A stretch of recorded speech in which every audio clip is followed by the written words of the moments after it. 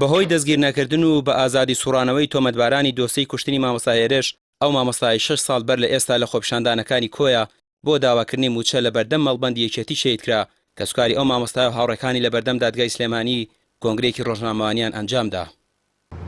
ئەمڕۆ لێرە لە بەردەم دادگا کۆبووینەتەوە سەبارەت بە دوایین پێشهاتەکانی دۆسیەی شەید مامۆستا هێرش عومەر. ئەو مامۆستا خۆبەخشەی وەک هەر مامۆستایەکی خاوەن ویجدان و لە خەمی گشتیدا بوو بەشداری خۆپیشاندانەکانی ساڵی 2017 کرد و داوای قوت و ژیانی سەرجەم مافخراوانی ئەکرد. بەڵام بەداخەوە بە فەرمانی بەرپرسی مەڵبەندی یەکێتی کۆیە بە فیشەک وەڵامی خۆپیشاندەران درایەوە و زیاتر لە 20 مامۆستا و هاوڵاتیش بریندار بوون و لە نێویشیاندا مامۆستا هێرش شەهید کرا.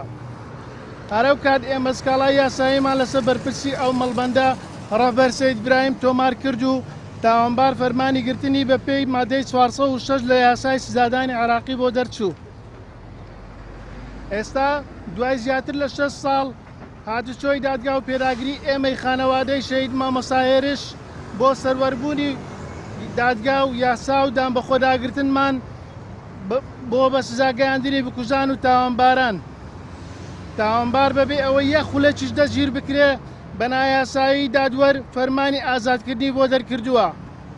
پارێزەری دۆسیەکە دەڵێت تانە لە بڕیارەکەی دادوەر دەدەن و پێویستە تۆمەتبارەکە دەستگیر بکرێت تا ئەو کاتەی لێکۆڵینەوەی لەگەڵدا دەکرێت. ناکرێت کەسانێک کە حیزب لە پشتیانەوە بێت لە یاسا دەربچن. ئەنجومەنی مامۆستانی ناڕازیش لەسەر ئەم دۆسیە پەیامێک ئاراستەی دادگا و حیزبەکان و ڕایگشتی دەکەن.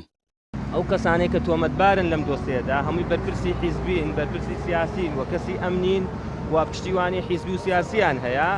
بەڵام ئێمە بەردەوامین لە ئێستایا ئەو بەرپرسە کە لەم کەیسەیە وەکو کەسوکارەکەی سکاڵایان لەسەر تۆمار کردو بە تۆمەتباری سەرەکی دەزانن بەرپرسی مەڵبەندی کۆیە لەم کۆیسەدا هاتووە وتەی داوە و بە ئازاد کراوە بەهۆی ئەوەی کە گوایە بەڵگەنیە. بەڵام ئێمە بۆ چوونمان وایە لە ڕووی یاساییەوە کە دەکرێت ئەم کەسە ڕاستەوخۆ ئازاد نەکرێت بەڵکو بە پێچەوانەوە بمێنێتەوە لە زێر زمینەی تەحقیقات تاوەکو تۆمەتبارەکانی تریش دەستگیر دەکرێن.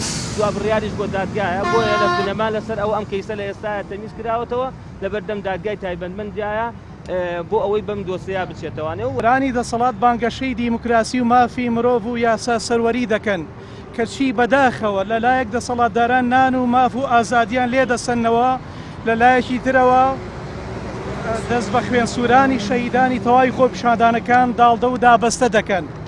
پێویستە بکوژی شەهید مامۆستا هێرش و ئەوانەشی لە پشت فەرمانی تەقەکردن و کوشتنەوەکەوە بوون بە سزای خۆیان بگەێنرێن. هاوکات هەموو دەستێوەردانێکی حیزبی و بەلاوە خستنی کەیسی تیرۆرکردنەکە ڕەت دەکەینەوە و ئیدانەی دەکەین.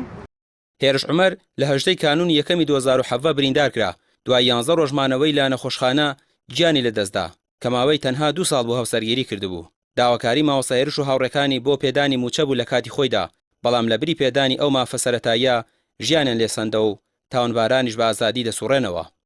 ڕامیا عوسمان، کەناڵی پێام، سلێمانی.